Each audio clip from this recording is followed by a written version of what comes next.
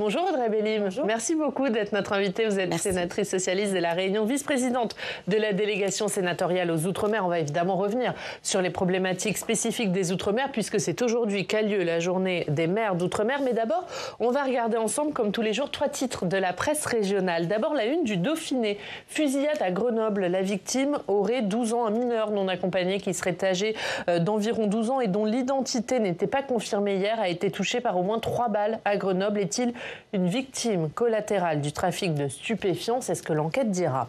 La deuxième une, c'est celle du Midi Libre. Quel avenir pour nos retraites alors que la suspension de la réforme arrive cette semaine devant les sénateurs? Les partis politiques affûtent leur scénario en vue de la présidentielle. Et puis la dernière une, c'est celle de Sud-Ouest. Dégâts climatiques, 100 millions, la note salée de la Gironde. Le département très exposé aux sinistres, aux dégâts liés aux tempêtes, aux inondations, à la sécheresse. Le coût, 100 millions d'euros par an pour les assureurs. De quelle une avez-vous envie de nous parler, Audrey Bélim? Écoutez, on va peut-être parler du changement climatique. Je pense que c'est important d'avoir ce regard et d'avoir cette possibilité d'en parler plus précisément pour nos territoires parce que les impacts du changement climatique sont importants, mais ils sont beaucoup plus graves sur nos territoires et beaucoup plus graves par rapport à ce qui se passe sur le territoire hexagonal du fait de notre insularité, de notre éloignement. Et lorsque l'on évoque la montée des eaux, la sécheresse, le réchauffement, la hausse des températures, lorsqu'on évoque encore les bâtis qui ne sont pas adaptés, les infrastructures qui ne sont pas adaptées pour nous protéger les populations. Donc oui, il y a un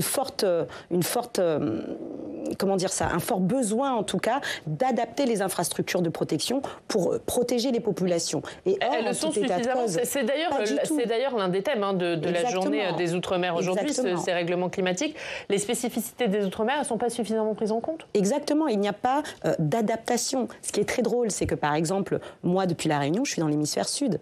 Or, jusqu'aujourd'hui, ce sont encore des normes européennes qui conditionnent la construction des bâtis, par exemple. Alors, j'ai apporté une loi pour entamer un changement parce que nous avons eu l'exemption des normes CE en avril dernier. Mais toujours est-il que cette démarche, elle va être longue. Mais il nous faut absolument réagir. Quand on parle, par exemple, de la perte de biodiversité, cela impacte également nos ressources halieutiques, par exemple. Cela impacte également nos crises agricoles, les crises alimentaires. Donc, il y a un impact très important pour nos populations qui sont encore une fois très éloignées du continent, de la terre hexagonale. Et encore une fois, nous ne sommes pas dotés d'infrastructures de protection.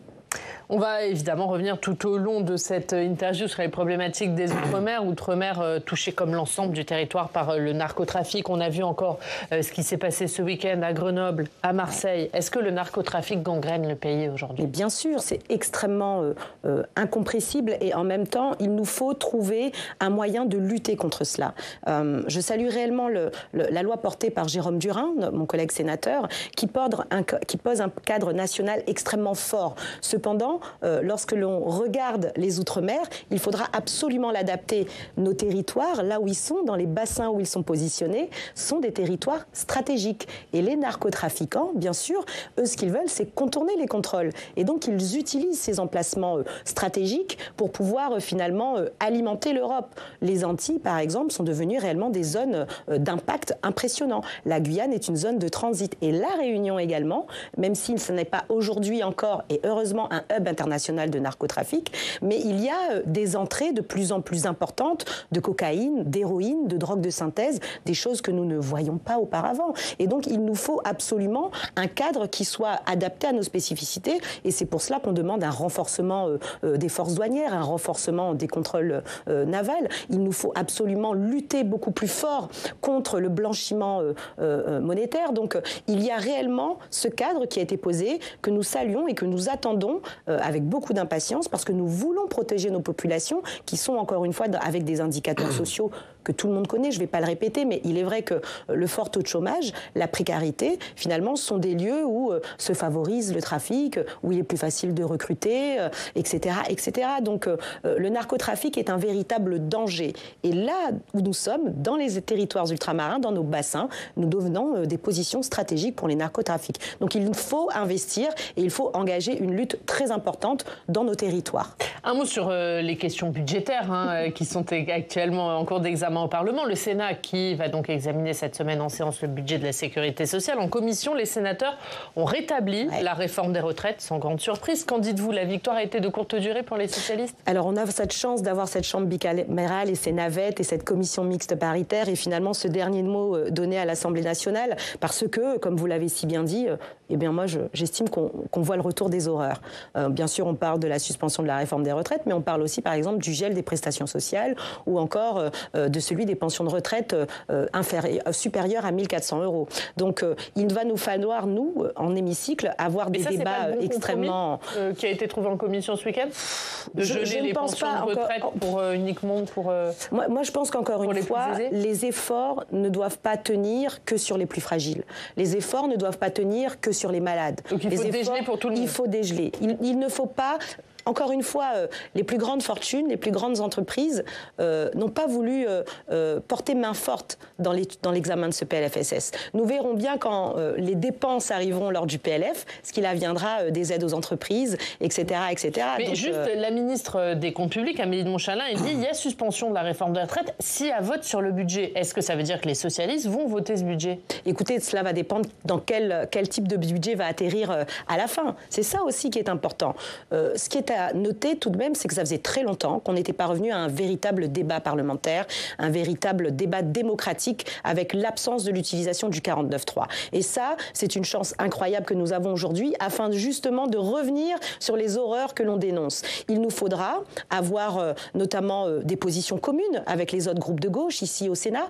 Je crois bien d'ailleurs qu'il y aura une conférence de presse qui va être donnée très rapidement par l'ensemble de ces groupes. Donc nous allons travailler, nous allons mettre en place des stratégies afin de faire en sorte que ce budget vienne de moins en moins un budget d'injustice sociale et fiscale pour les plus fragiles. Parmi les préoccupations des Français, il y a la question du pouvoir d'achat et le sujet de la vie chère qui touche également les Outre-mer. C'est l'une des urgences d'ailleurs, Alexandre, actuellement, la lutte contre la vie chère.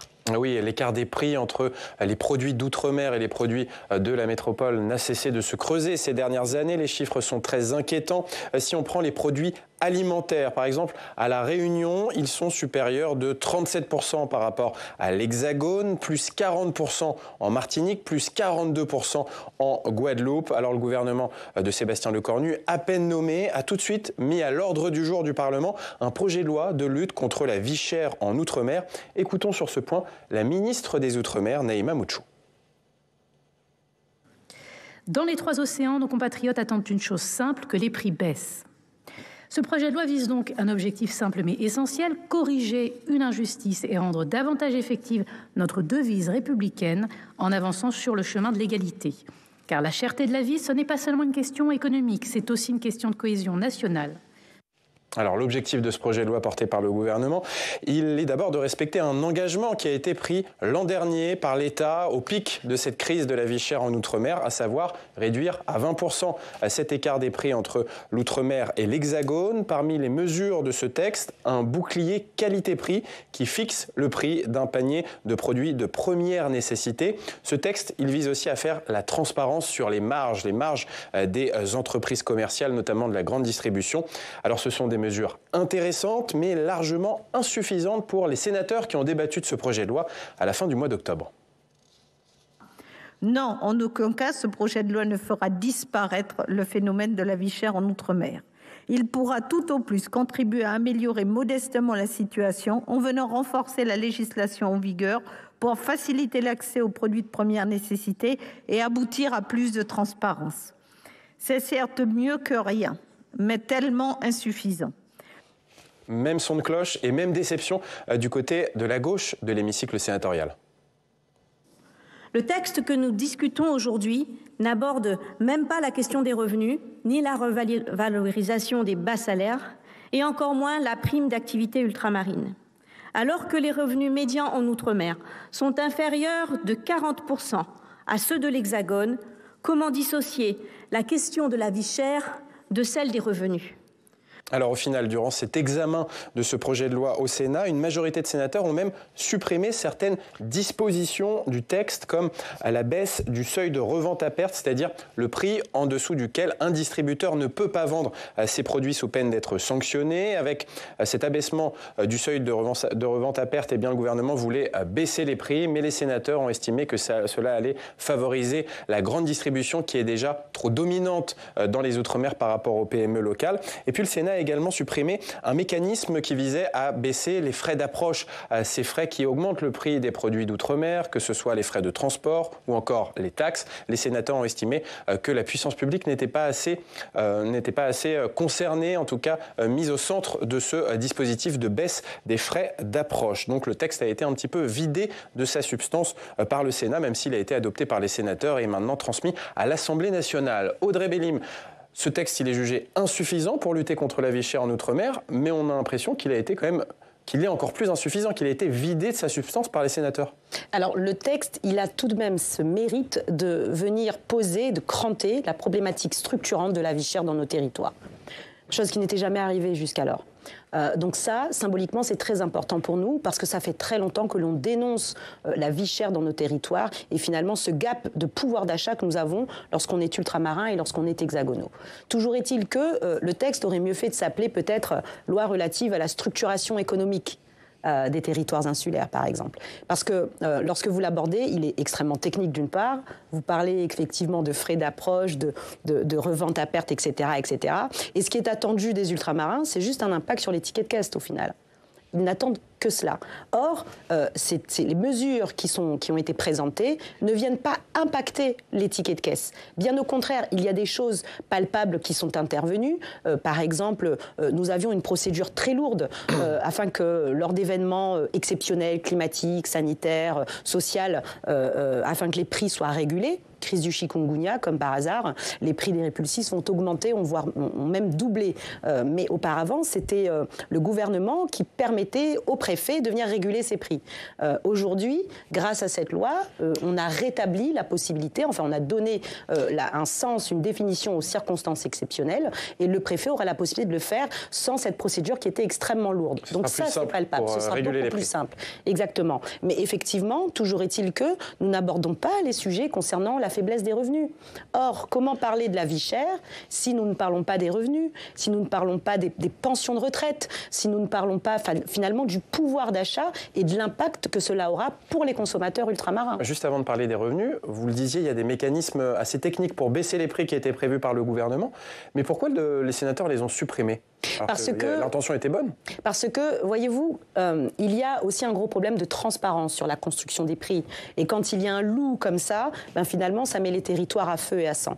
Par rapport à la terre hexagonale, vous avez la possibilité d'identifier le constructeur, le fabricant, le distributeur et le transporteur. Quand vous êtes sur un territoire ultramarin, c'est entre 10 et 15 acteurs. Depuis la fabrication du produit jusqu'à la vente du produit sur les étalages. Et nous n'arrivons pas à mettre le doigt sur cette construction du prix. Et or, ces mécanismes tels qu'ils étaient proposés venaient favoriser finalement les très grands groupes, les importateurs, les transporteurs. Mais chez nous, l'économie, le tissu économique est essentiellement fait de très petites entreprises. Près de 90% de nos entreprises sont des très petites entreprises qui ne seront pas concernées par ces mesures qui ne vont bénéficier finalement qu'aux très grands groupes. Et donc, encore une fois, nous aurions creusé encore plus l'abus, je dirais, sur la construction même du prix. Donc il nous fallait de la transparence, mais il nous faut aussi la possibilité de limiter les bénéfices des très grosses structures qui viennent ici finalement manger, je dirais, les toutes petites structures économiques que nous avons sur les territoires. Alors sur les revenus, comment vous faites pour augmenter les revenus en Outre-mer? Par de l'aide publique, alors que nos finances publiques sont dans le rouge actuellement? Vous aviez justement ce grand débat sur la LODEOM sociale. La LODEOM sociale, c'est une loi pour le développement économique des territoires insulaires. Et vous aviez dans ce projet de loi de financement de la sécurité sociale une envie de réforme de cette LODEOM sociale qui venait justement compenser finalement l'éloignement, l'insularité, la vie chère, etc., etc. Et donc qui venait préserver l'emploi, voire même développer l'emploi dans nos territoires. Parce qu'il y a aussi ce sujet du chômage dans nos territoires. Et lorsque vous avez une Lodéom dont le gouvernement a la volonté de vouloir la réformer, alors même que vous n'avez pas d'études d'impact et qu'on souhaite tout simplement retirer 350 millions d'euros au territoire, cela devient dangereux parce qu'on vient impacter le coût du travail. C'est ce qui était prévu et c'est ce qui a été rétabli par nos parlementaires à l'Assemblée nationale. Donc il y a un véritable sujet. Il nous faut garder ces aides publiques pour préserver l'emploi afin que le coût du travail ne vienne pas impacter notre territoire au sens où cela serait finalement l'ouverture, un plus grand nombre de procédures collectives alors que nous en connaissons beaucoup déjà sur nos territoires et donc finalement la fermeture d'entreprises et donc une baisse d'employabilité sur nos territoires. Il nous faut absolument préserver cela. Autre sujet de préoccupation, c'est la question du logement. On va aller à Saint-Denis de la Réunion. On retrouve Christelle Floricourt. Bonjour Christelle, merci beaucoup d'être avec nous, journaliste à Réunion La Première. Vous vouliez parler justement avec Audrey Bellim de la question du logement cher. Bonjour, alors oui, on sait que la problématique du logement, elle est centrale dans nos territoires d'outre-mer. En 2 ans, les loyers ont augmenté d'environ 5% dans les plus grandes villes de l'île. Alors d'abord peut-être quelques éléments de contexte. À La Réunion, dans le parc social, près de 50 000 demandes de logement sont en attente. Audrey Bellim, vous avez fait voter une loi en juin dernier qui porte d'ailleurs votre nom, c'est la loi Bellim, pour encadrer les loyers en outre-mer. Pour certains ménages, selon la Fondation pour le logement, le loyer représente 50 à 80% des dépenses. Cette loi, elle existait déjà dans l'Hexagone puisqu'elle a été expérimentée dans des villes comme Paris ou Bordeaux ou Montpellier depuis près de 10 ans. La mesure, elle permet de plafonner l'inflation des loyers dans le secteur privé à hauteur de 20% par rapport au prix du marché. Alors ma question est, aujourd'hui, 5 mois après, où en est-on? Pour le moment, une seule commune a fait savoir qu'elle expérimenterait la loi pour le moment. Où est-ce que nous en sommes? Nous sommes en cours d'écriture des décrets d'application. Donc cette loi est passée très vite finalement. Et effectivement, vous avez 2 communes. Il y a Saint-Paul, mais il y a aussi Saint-Denis qui ont proposé des motions municipales afin de pouvoir candidater à ce dispositif. Et donc, encore une fois, ce dispositif, il est important pour ramener une régulation naturelle. On le disait tout à l'heure, les revenus sont beaucoup plus faibles chez nous. Et lorsque vous avez des prix de marché qui se confortent avec l'arrivée de nouveaux revenus sur les territoires, eh ben, il se passe que les locaux n'ont plus la possibilité de se loger, en tout cas dans le privé. Et effectivement, lorsque Élan a été designé, il a oublié les Outre-mer. Donc, nous avons des décrets en cours d'écriture. J'espère que ça s'appliquera très rapidement dans notre territoire. J'espère l'année prochaine. J'essaye d'être très optimiste, parce que c'est un besoin. Et vous l'avez si bien dit, encore une fois, c'est le poste de dépense principal des ménages, en Outre-mer comme en Hexagone, de toute façon. Et il nous fallait ce type de loi afin de pouvoir amener une régulation naturelle. Il y a également un équilibre à avoir. Et c'est pour ça que dans cette loi, il y avait bien sûr le plafonnement des loyers dans le privé, mais il y avait également un comité référentiel de bâti pour pouvoir adapter les normes de construction. Parce que s'il y a bien une variable sur laquelle on peut jouer finalement, c'est pas sur le foncier, mais c'est bien sur les coûts de construction. Et donc, en amenant cette adaptation des normes, nous, on souhaite ouvrir finalement les possibilités dans nos bassins géographiques, cesser par exemple d'avoir du bois d'Afrique qui soit normalisé, revenu, et puis récupéré à La Réunion. Pourquoi pas faire des circuits plus courts, par exemple, qui feraient finalement descendre les prix et qui feraient aussi baisser les coûts de transport de ces matériaux. Et puis également les procédés techniques. Nous parlions du changement climatique tout à l'heure et nous parlions du fait que nous sommes dans l'hémisphère sud et que finalement ce sont des normes de l'hémisphère nord qui nous sont imposées. Il nous faut aussi adapter notre bâti à notre façon de vivre, à la façon de vivre réunionnaise, à la façon de vivre martiniquaise, guyanaise, guadeloupéenne, etc., etc., afin de pouvoir nous adapter à ces événements climatiques qui vont devenir finalement beaucoup plus intenses. Vous avez le GIEC qui nous disait ces événements ne seront peut-être pas plus nombreux, mais ils seront beaucoup plus violents, beaucoup plus intenses. Et nous avons bien vu Chido et Garance et les impacts que cela a eu sur nos territoires. Christelle a une autre question pour vous, Audrey Bellim. Alors c'est une expérimentation qui est prévue pour 5 ans. Après ces 5 années, qu'est-ce qui est envisageable ? Alors nous avons déjà des amendements préparés afin de demander la prolongation du dispositif en territoire hexagonal. Bien sûr, nous avons déjà commencé à écrire des amendements de repli pour intégrer les Outre-mer.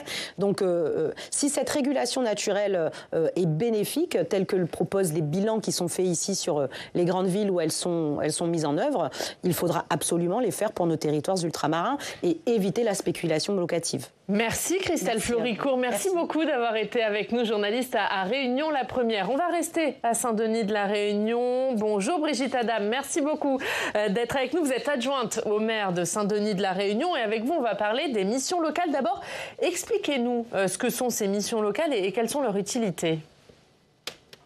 Bonjour Madame la sénatrice, bonjour tout le monde. Alors effectivement, je suis Brigitte Adam, la deuxième adjointe de la mairie de Saint-Denis et conseillère départementale. La ville de Saint-Denis de la Réunion est la 19e ville de France et la première ville des Outre-mer et par ses 156 000 habitants. Donc nous sommes une ville à la fois littorale mais également rurale du fait que nous touchons la mer mais aussi nous sommes à plus de 1000 mètres d'altitude sur notre territoire. Et dans ce contexte, je dirais, géographique, nous avons décidé de porter une politique d'hyper-proximité pour être au plus près des habitants, pour être au plus près des familles et permettre ainsi d'avoir des pouvoirs déconcentrés de la grande mairie centrale au plus proche des citoyens et citoyennes. Et dans un contexte local qui est très fragile en termes d'emploi, nous avons créé la direction jeunesse et une direction d'insertion qui travaille de concert avec différents partenaires à la fois institutionnels, associatifs et avec le monde économique pour mettre en place un certain nombre d'actions, un certain nombre de projets et rapprocher les chefs d'entreprise, je dirais, proches des familles. Donc on a mis en place beaucoup de forums d'insertion, beaucoup de job dating dans chacun de nos quartiers et permettre à chacun d'avoir accès aux chefs d'entreprise, d'avoir accès à l'entrepreneuriat et développer ces actions de rencontre. Juste, madame... Le contexte local reste néanmoins très fragile avec 36% de taux de pauvreté, taux de chômage des jeunes de 32%. Et nous avons à La Réunion 49% des personnes qui travaillent, alors qu'au niveau de l'Hexagone, c'est 67%. Le parcours contractuel d'accompagnement vers l'emploi et l'autonomie des missions locales a diminué de 50%. Nous avons moins 734 000 € qui ont été perdus en 2 ans, avec une suppression qui va venir de 9 postes de conseillers d'insertion dans les missions locales, avec 5 300 jeunes qui seront totalement impactés. Et donc, ma question est très simple. Quelle serait pour le Sénat leur mobilisation pour garantir une pérennité des dispositifs d'insertion et permettre l'accompagnement de notre jeunesse dans notre territoire, en sachant que cette diminution, pour ma part, n'est pas seulement un accompagnement, mais c'est aussi le développement des personnes, des jeunes. On a un petit problème de liaison, mais je pense qu'on a quand même bien compris l'essentiel de la question, Audrey Bellimin. Qu'est-ce que va faire du coup le Sénat face à cette baisse budgétaire et ces difficultés des missions locales ? Si je peux me permettre tout de même, vous avez 66 000 jeunes qui sont suivis par la mission locale à La Réunion. Parce que vous avez un taux de chômage qui est très important. Il a été rappelé par la collègue élue qui a pris la parole. Et surtout, vous avez la moitié de ces jeunes qui est suivie par la mission locale. Le rôle de la mission locale n'est pas que de l'insertion professionnelle. Elle fait aussi du coaching de vie. Parce que quand vous avez du décrochage scolaire, quand vous avez finalement une rupture familiale et que vous êtes isolé, que vous avez des problèmes de logement, c'est très compliqué de vous insérer directement. Et donc, c'est le travail des missions locales sur nos territoires. Oui, justement, est-ce que vous pensez pouvoir éviter ces baisses de budget ? Écoutez, il nous faut absolument le faire. L'année dernière, nous avons perdu 6,8%. Là, ils veulent réintervenir avec 13%. Cela va se traduire par le territoire, par la perte de 44 postes de collaborateurs. Et donc, cela veut dire que près de 6 000 jeunes ne seront plus accompagnés par la mission locale. Donc oui, déjà l'année dernière, nous étions, parce qu'une délégation sénatoriale était venue à La Réunion, nous les avons emmenés à la mission locale afin qu'ils soient sensibilisés sur la problématique et sur finalement l'impact important sur notre territoire. Nous avions proposé des amendements. En vain, cette année, nous allons revenir avec des amendements. Nous les avons travaillés avec les missions locales, l'ensemble des missions locales, elles sont 4 à La Réunion, afin de pouvoir avoir une écriture plus agressive, afin d'obtenir finalement le gel et voire même la suppression de ces suppressions. Nous, ce qu'on veut, c'est le maintien du budget tel qu'il était en 2025. Voilà, on veut ça. Et puis surtout, on voudrait que certains dispositifs reviennent. Vous avez la promo 16-18 qui continue à se faire ici en Hexagone. Plus chez nous. Donc pourquoi? Ça, je ne pourrais pas vous le dire. On va remercier Brigitte Adam. On n'a pas réussi à rétablir la connexion. On la remercie, adjointe au maire de Saint-Denis de la Réunion. Tous les sujets qu'on a abordés, ils sont évidemment abordés aujourd'hui lors de la journée des maires d'Outre-mer.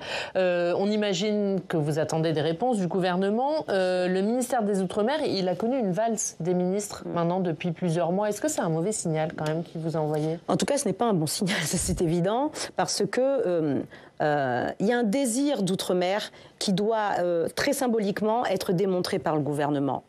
Je le rappelle, nous sommes à des positions très stratégiques pour la France d'un point de vue général. Nous faisons de la France et de l'Europe la deuxième puissance mondiale maritime. Et nous, ce que nous attendons, c'est qu'il y ait non pas... nous ne souhaitons pas être sous perfusion, c'est pas ce qu'on dit. Nous souhaitons qu'il y ait un accompagnement à ce qu'on puisse se développer, à ce qu'on puisse parvenir à une souveraineté alimentaire, à ce que finalement on puisse se sentir égaux à un Français ici en Hexagone. Or, quand vous avez 80% de la biodiversité française dans nos territoires, mais pas du tout 80% des financements, c'est à se poser des questions. Quand vous voyez les taux de chômage, quand vous voyez les crises de logement, quand vous voyez que tout cela est exacerbé, on peut se poser des questions. Donc, ce congrès des maires et ces projets de loi de finances et de financement de la sécurité sociale sont à chaque fois des moyens de mettre en lumière les difficultés de nos territoires et donc de dire qu'il nous faut qu'il y ait ce désir d'outre-mer. Donc oui, envoyez-nous un bon signal, travaillez avec nous, nous avons de belles mesures et très souvent, voyez-vous, nous sommes souvent très soudés, les ultramarins que nous sommes, dans nos hémicycles réciproques. Et on verra comment se passe cette journée des maires d'outre-mer. Ce sera à suivre sur notre antenne cet après-midi. Merci Audrey Bélim. Merci beaucoup. D'avoir été avec nous.